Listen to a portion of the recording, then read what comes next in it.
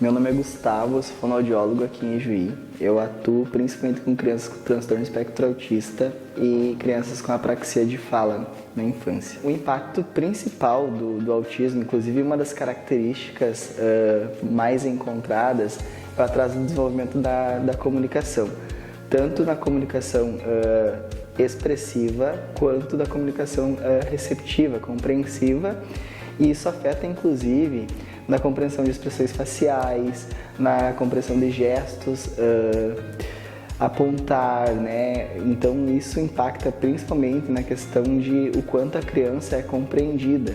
E essa ausência na compreensão verbal e não verbal, ela acaba prejudicando e colaborando para o surgimento de comportamentos interferentes, né? Porque mesmo que a criança não consiga falar, ela ainda vai precisar expressar as dificuldades e desejos dela.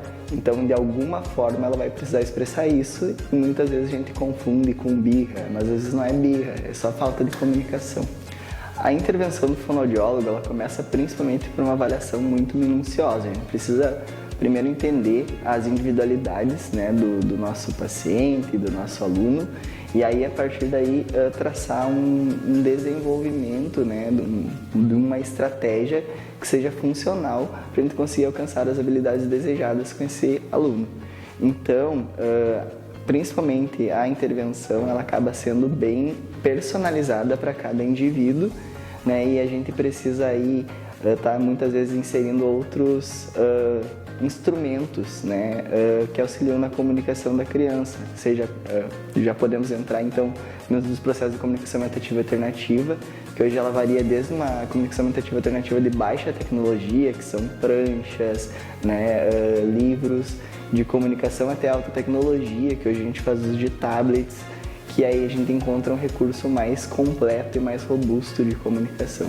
Conforme a criança vai recebendo as intervenções adequadas e as estratégias vão sendo funcionais, a gente vai vendo que a criança passa a ser mais compreendida em seus desejos e suas necessidades.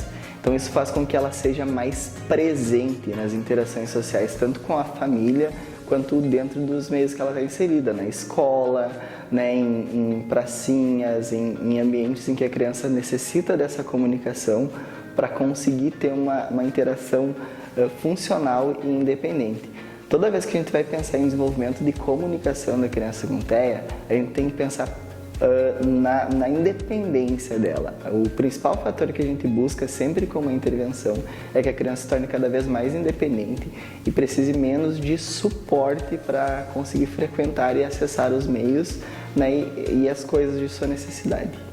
A importância da intervenção precoce, ela se dá muito pela neuroplasticidade cerebral. Quanto antes a gente intervém, maior o potencial de aprendizado da criança. Então, a gente não precisa esperar, né, com que a criança chegue lá pelos 3 anos sem comunicar. Qualquer atraso nos marcos de desenvolvimento, então, junto com o pediatra, né, que a gente tem essas consultas sequencialmente, é importante a gente averiguar esses marcos do desenvolvimento da comunicação e quanto antes a gente conseguir fazer uma intervenção para que não tenhamos perdas de tempo aí no estímulo da criança. A estimulação em casa, o primeiro conselho que eu dou assim para a família é a família entender o que motiva aquela criança a buscar interação ou o que motiva aquela criança no fator de brincar, o que essa criança gosta de brincar, e a partir daí você buscar compreender a criança e tirar proveito disso para que a criança tenha interesse em você, porque qualquer processo de estimulação comunicativa, ele começa com o interesse do indivíduo em algo que eu tenho para ofertar para ele ou algo que eu consiga guiar ele, né, para pedidos funcionais. Então, o fator mais importante é a família entender, né, o que chama a atenção, né, dos filhos, enfim, né,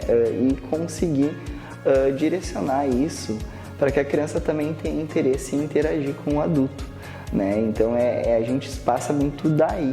E aí entra outros fatores que podem favorecer esse desenvolvimento, que são reforços com pistas visuais, né? Então eu ter imagens que auxiliem nesse processo, rotinas, né? Eu conseguir explicar para a criança a partir de uma rotina visual todos os processos em que ela vai passar durante o dia dela, Então isso também favorece um desenvolvimento comunicativo. Por quê? Porque eu dou previsibilidade, eu estou comunicando de alguma forma para a criança o que vai acontecer no dia dela. Né? Mas é muito importante, junto com um fonoaudiólogo que seja responsável pela intervenção da criança, tá sempre junto da família, desenvolver estratégias que a família consiga aplicar no dia a dia. Né? A gente não pode muitas vezes só propor algo, mas não compreender a rotina da criança e a rotina da família, e aí dentro disso a gente encaixar um processo de estímulo individualizado para a criança e que a família consiga participar em conjunto.